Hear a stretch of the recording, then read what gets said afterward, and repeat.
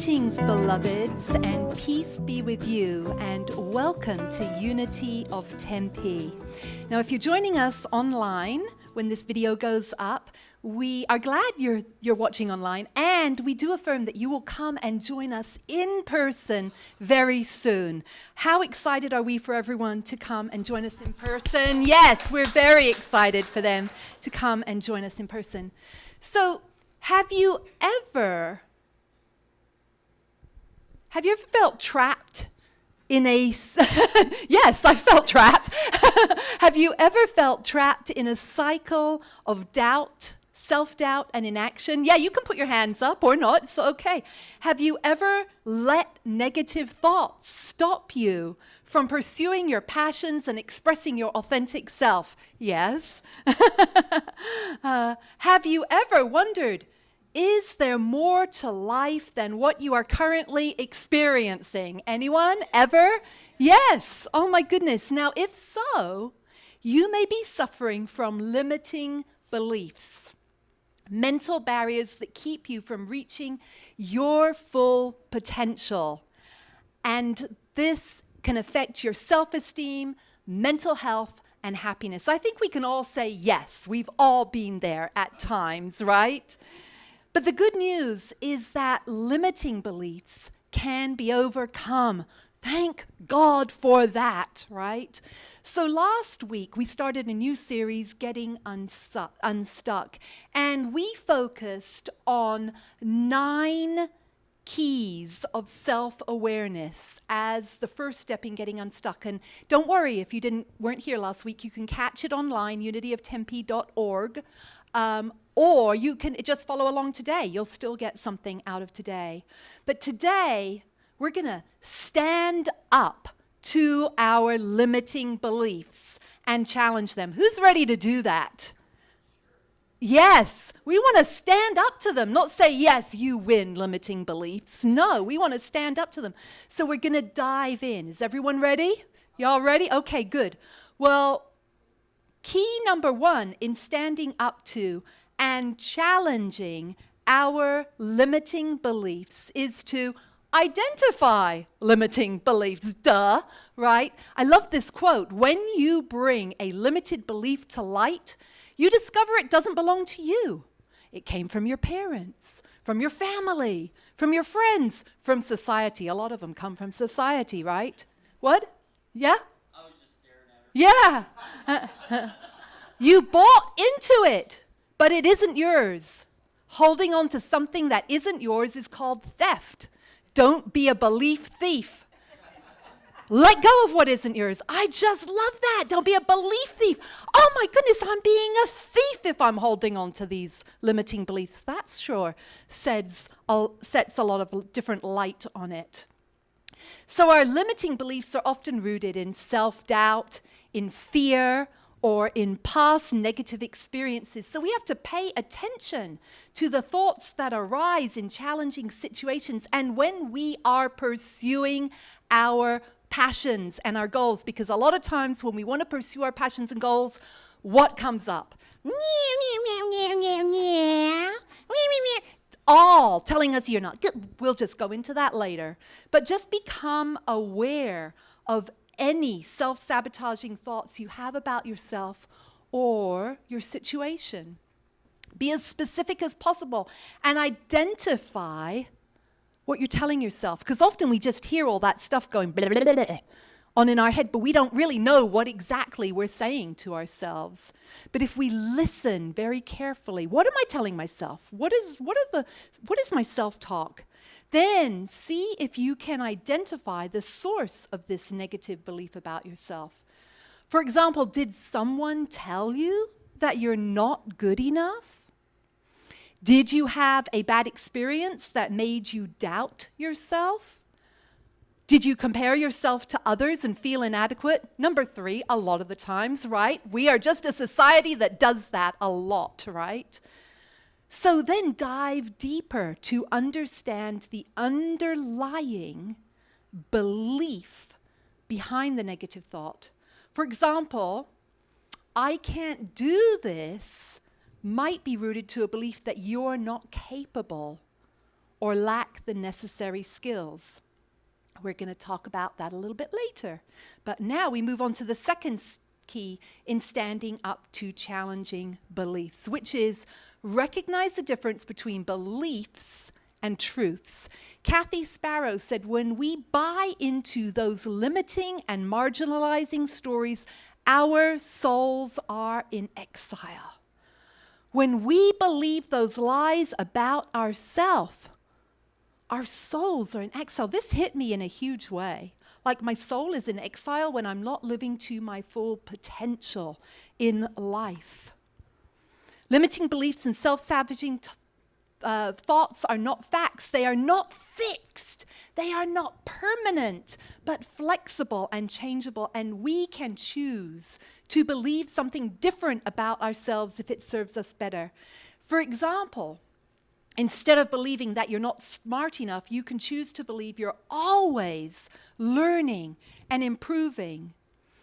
Instead of believing that you don't deserve success, you can choose to believe that you have something valuable and important to offer the world. And I know that is true about every single person in here. Every single person in here has something valuable and important to offer the world. It's going to be different for every single person, but everyone has something valuable and important that only you can bring. Stephen Hawking, the brilliant physicist, embodied breaking free from limitations. Diagnosed with a rare motor neuron disease, his body progressively deteriorated, leaving him confined to a wheelchair and unable to speak. Despite these immense challenges, he unleashed the power of his mind, revolutionizing our understanding of the universe and becoming one of the most renowned scientists in history. His legacy reminds us that our true potential knows no bounds. Oh, but it was Stephen Hawking who had a brilliant mind. No! You have a brilliant mind. You have something amazing and incredible to contribute to the world. It might not be mathematics or physicists, definitely not my cup of tea. I am not gifted in those areas, but there's something for each of us.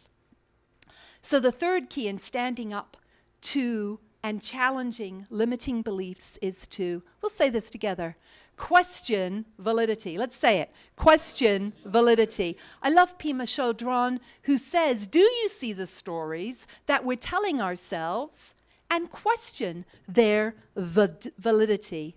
So to test the validity of the limiting belief, you can see if there is factual, concrete evidence to support it. Often, limiting beliefs are not grounded in reality, but are the result of negative thought patterns that we've continued to embrace time after time after time. So how do we question the validity of limiting beliefs? Well, we can ask ourselves two questions. Number one, is this belief true? Is this belief I'm having about myself true? And then second, is this belief helpful? For example, if your limiting belief is that you're not smart enough, ask yourself, is this true? How do I know this? What evidence do I have to support or disprove this belief? And is this helpful? This is really important right here. How does this belief affect my actions and emotions? Does it motivate me? Or does it discourage me? When I think these things about myself, do I feel empowered or do I feel diminished? Does it help me grow or keep me stuck? Seek evidence that contradicts the limiting belief. Look for instances in your life where that belief was proven wrong. So we're moving on to the fourth key, and that is, say it with me, take responsibility. Alana Hunt said, it is only when you take responsibility for your life that you discover how powerful you truly are. Wow. That sounds so new thought, doesn't it? We take responsibility for our own life. A big teaching of unity is that we are not a victim of our circumstances, but a creator of our reality. Say with me, I am not a victim of my circumstance. I am a creator of my reality. You are a co-creator with the divine. The power of spirit is within you. The power to change your beliefs and your actions at any moment. You can decide what you want to achieve and how you want to achieve it. And you might think, well, I don't have any grandiose things. I'm just working on a health goal. Aha, that's a big thing. You can change your belief about how you're thinking about your health at any point. You can also seek help from others who can support you and guide you along the way. J.K. Rowling, celebrated author, encountered numerous rejections and setbacks before breaking free from her limiting beliefs. As a struggling single mother living on the dole, that's kind of welfare in Brit speak, she battled self-doubt and financial hardships. However, she loved storytelling, and she firmly believed in her creative abilities, and that is what propelled her forward. With the release of the Harry Potter books, she captivated the world. I mean, there's even theme parks right now. There's tons, it's a whole franchise, right? Reminding us that embracing our fears and pursuing our passions can lead to extraordinary achievements. You can do it, whatever is within you. So the fifth key in standing up to and challenging limiting beliefs, this is really, really, really key. Say it with me. Change how you talk to yourself. Oh, that's a big one. Who has an inner critic going like overboard? Me at times, like, it's like, oh my goodness, could you speak in a nicer tone at least, or a different language? Can I learn a different language from my inner critic? Don't be so nasty, my inner critic. So, this is great by Laurie Buchanan. Empowering beliefs are ideas that launch us forward and help us to become the person we want to be. Empowering beliefs are freeing, encouraging, and inclusive. They nurture and uplift. When we find ourselves harboring a limiting belief, we need to replace it with one that cultivates joy. Joy. Now, there's a lot of stuff going on in the world. And you might think, well, how is joy going to help? But if we're passionate about what we're doing, if we're fighting for equality or doing whatever we're doing in the world, we're going to have a sense of purpose and joy about being and living our purpose, even in the midst of doing some things that might not be so joyful. So it's time to reframe your negative self-talk.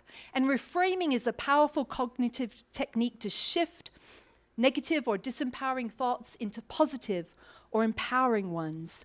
It involves consciously changing the way we perceive a situation or ourselves, creating a more constructive and optimistic perspective.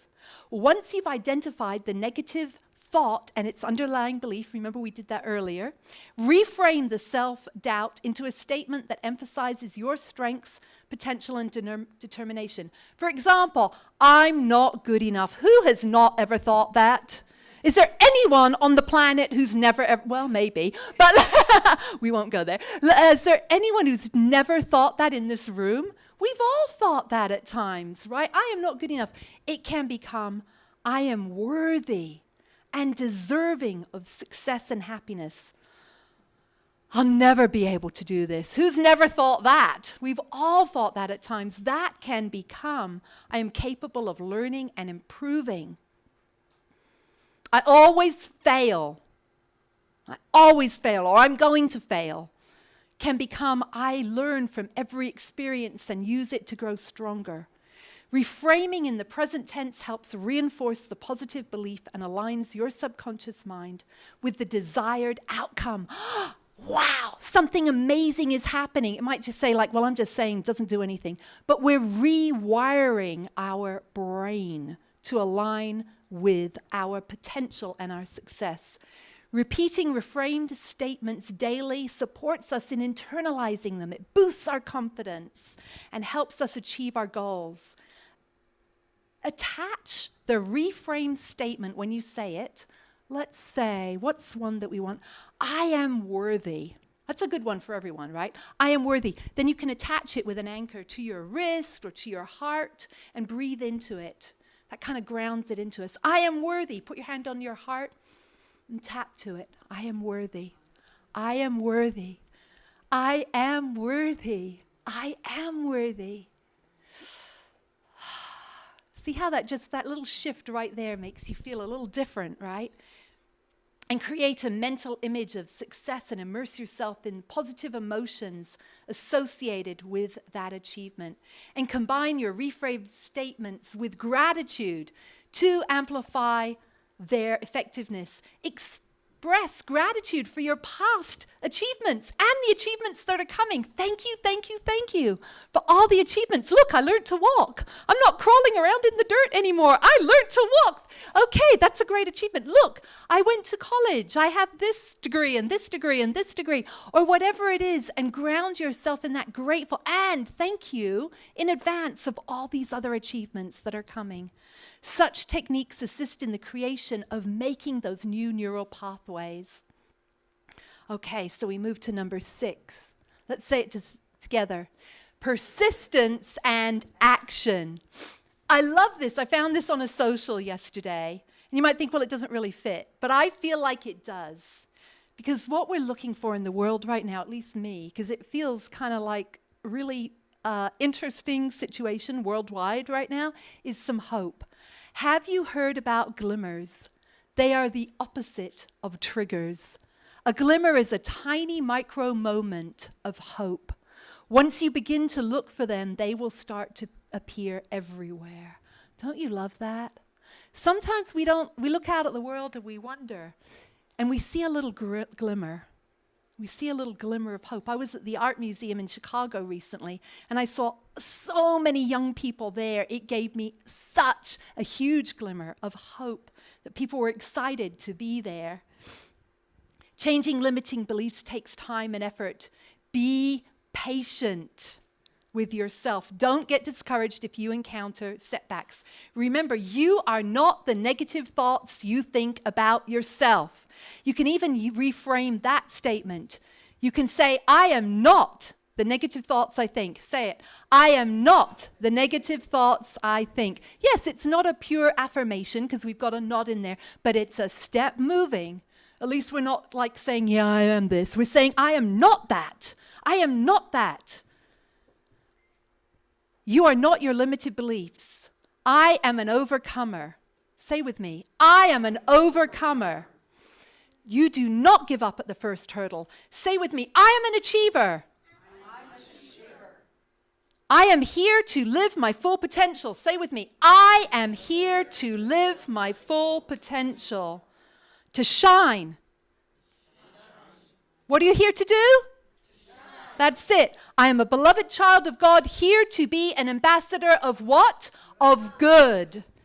Continue to stand up and challenge your limited beliefs and take action. Some of this is hard. For some of us, this is hard. We don't like to stand up to authority, and we give authority to that inner voice. No, dethrone it, that negative voice, and stand up to it. When you take actions that align with empowering beliefs, you build evidence to support their validity. What's your word for the year? If you have a word for the year, say it right now. Bloom. We've forgotten our words for the year. All right. That's okay. Mine is bloom, and I'm holding it on for next year too because I love that word so much. What about your goals? Where are you at on your goals? This week, take action on one of your goals. It could be a little tiny micro step. It could be a huge step. Each positive action breaks you free from self-imposed limitations. This is your journey of spiritual growth. Each step you take in identifying limiting beliefs, recognizing the difference between beliefs and truths, questioning their validity. See what I'm doing here? I'm going over what we talked about. Taking responsibility, changing how you talk to yourself, and persistence and action matters. It's a vital key step to standing up to and challenging those limiting beliefs that are not the truth of who you are. Be transformed by the renewing of your mind. support yourself in getting unstuck so you can reach for your full potential. Because why? Because you are worth it.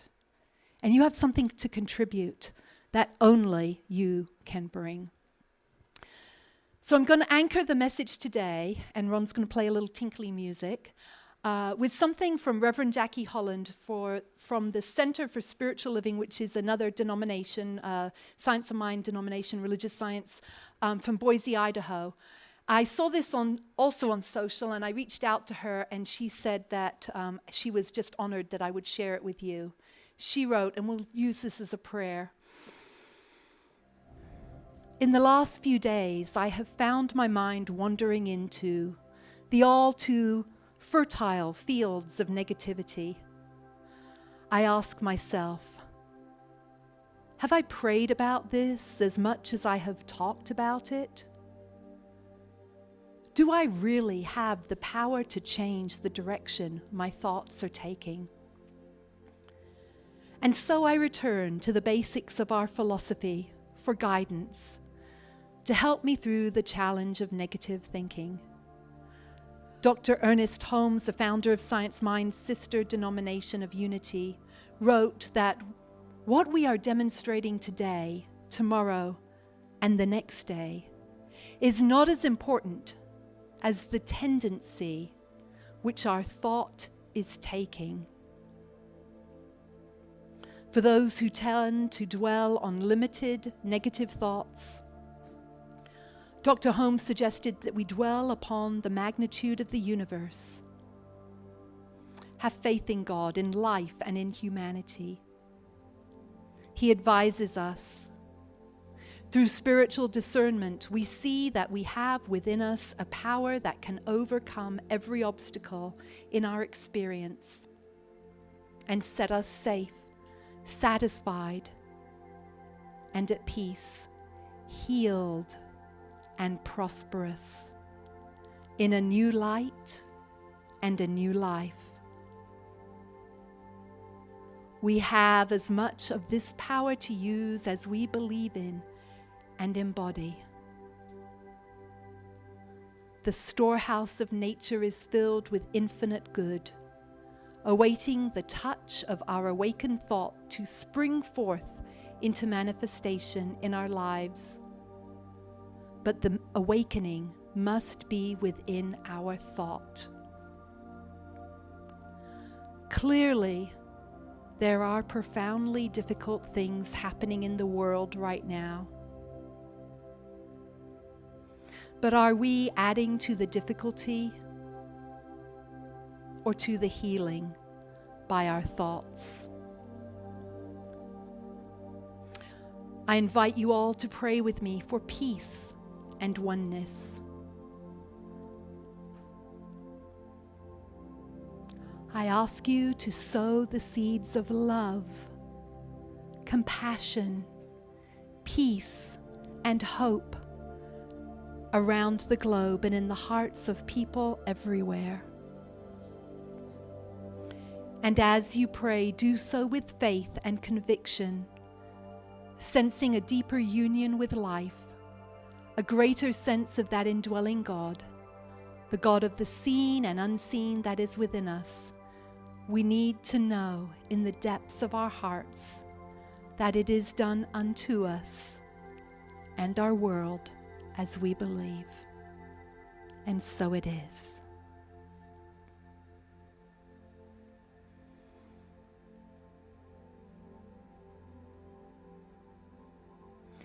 And now we'll have a song that I've shared before, really about how we are constantly evolving. I'm always changing. Who I was yesterday is gone.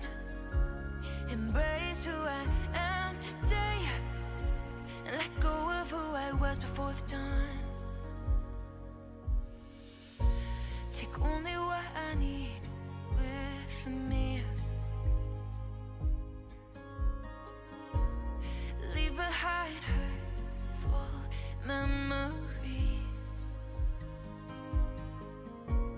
Once I have learned all I can't keep carrying my pain with me. Every moment, every day, I'm always deciding how I want to live, who I want to be. I'm always changing. Who I was yesterday is gone. Embrace who I am today and let go of who I was before the dawn. I'm always changing. Who I was yesterday is gone. Embrace who I am today and let go of who I was before the dawn. Whenever I get stuck in my life, I ask what I could do right now instead of why. I can't let my fears define my journey, and I gotta forgive myself for when I don't feel worthy. Every moment, every day, I'm always deciding how I want to live, who I want to be. I'm always changing. Who I was yesterday is gone. Embrace who I am today and let go of who I was before the dawn. I'm always changing. Who I was yesterday is gone. Embrace who I am today and let go of who I was before the dawn. I don't know what tomorrow will bring, how many years I'm living. All I know is I have today to enjoy the love all around me. I'm always changing. Who I was yesterday is gone. Embrace who I am today and let go of who I was before the dawn. I'm always changing. Who I was yesterday is gone. Embrace who I am today and let go of who I was before the dawn. I'm always changing. Who I was yesterday is gone. Embrace who I am today and let go of who I was before the dawn.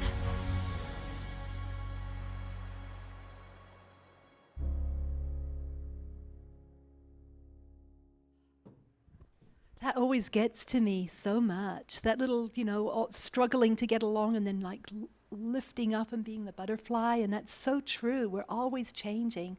And those words in that song are such an earworm, because I was listening to it last night and it's been in my head. And I think we need to hear that, let go of who we are, who we were. Today's a new day, calling for us to live into who we're here. There's no accident that we're on this planet at this time. I know it's like, why couldn't I lived in a different time, right? But no, we're here because there's something important for each of us to do. It might just be taking care of a loved one. And that's not just. It might be, let me reframe that. It might be taking care of a loved one. It's a huge thing. It might be that you're going to make changes in the world and policy and procedures. It might be, I don't know, but we're here for something, each of us. Might be having a 2-hour conversation with a friend that uplifts them about things that they don't have other people to chat with. Might be just coming here today.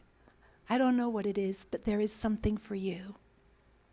Let us say together, I am a beloved child of God, here to be an ambassador of good. Yes, indeed. Oh my goodness. We are here to be ambassadors of good. And so it is time for us to share our blessings, our financial blessings right now. So I invite you to take it to your heart. These help support Unity of Tempe, help us to be here on Sundays, help us pay our rent and our staff and just to be here and keep going. Yes, so let us say together, I am a joyful sharer of my good. I remember that as I give, I receive, and that God is my source. Yes, indeed.